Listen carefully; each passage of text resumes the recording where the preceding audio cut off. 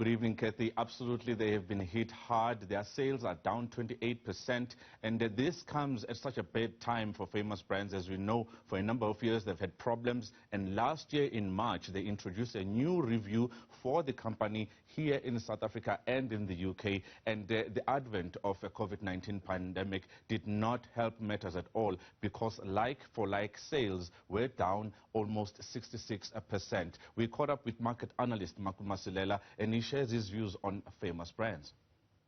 As expected, their, what you call it, leading brands, or Wimpy's, or Steers, or Fisherware, sales fell down by 26%. We all know that restaurants were closed, and their signature brands were 10 and Tender, or Vivo Tolo, sales thereof fell by almost 66%. And we know what happened with their UK business, that they had to write off almost 1.3 billion. So whatever came out of that is not too surprising. It was baked into the asset price. Well, Africa's largest banking group, Standard Bank, says the COVID-19, and this is the lockdown as well, put pressure on both their business and customers. Xolani, you spoke to the group CEO earlier today. Yes, Kathy, Sim Shabalala, the Group CEO of Standard Bank, says that the credit impairments have doubled from 2019 to 2020, and taking this number 2.6 times from 2019, and we're talking here about 20 billion rands that businesses and households have been, struggling to repay when it comes to their various credit lines that are open. And he is of the view that vaccines are the way to go for the entire world, not only South Africa. But interestingly enough, Shabalala also says that when it comes to their performance, the rest of Africa performed much better and actually made money compared to South Africa, whose headline earnings per share were down 72%. This is what he had to say to me earlier on. There's no question that it's been the most difficult 12-month period in living memory. I mean, this has been a 1-in-100-year event. The last time you saw anything of a similar nature was actually during the Spanish flu. And I'm sure you will have seen in Stats South Africa's report, they say this is the worst economic outcome for South Africa since just after the Second World War. Unquestionably so.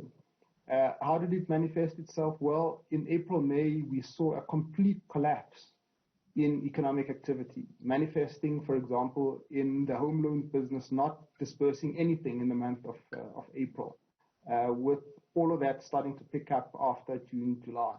The same with the vehicle and asset finance business. People were just not purchasing cars. Another complete collapse. You saw the airline industry, the hospitality industry, completely on its knees as a consequence of the lockdowns. That manifested itself in huge credit impairment charges.